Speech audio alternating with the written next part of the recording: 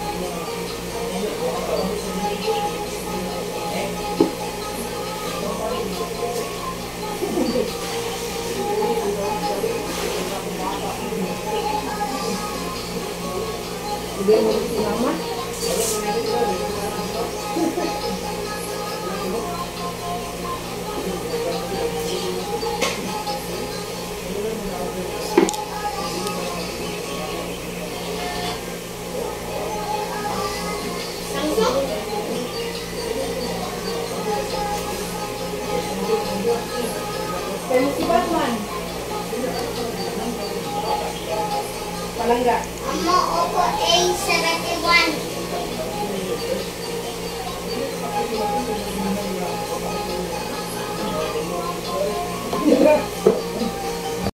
Guys, naniniwala ba kayo sa evil eye? Ako, naniniwala ako sa evil eye. Dati hindi ko alam yung meaning no, nakita ko lang yun sa bahay ng friend ko. Tapos sabi ko, ano yan? Tapos ayun, in-explain niya sa akin. Sa mga hindi nakakalam ko ano yung evil eye. Parang kung may isang taong inggit sa'yo, tapos binigyan ka ng evil eye, yung ganon. Parang may dadating na bad luck dahil doon. Actually, looking back, ang daming mga ganap dati na hindi natutuloy dahil parang binabroadcast ko palagi, ganun. Kasi minsan, sinishare nyo yung mga plano nyo in life. May possibility na hindi matuloy kasi nga, hindi mo sure baka binibigyan ka ng evil eye ng isang tao.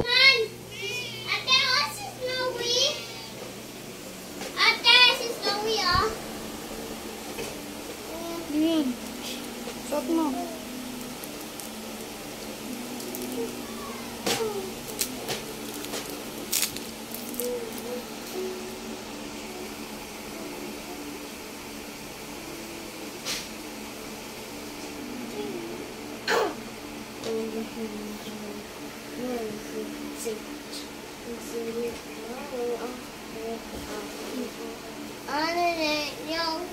No, red, no.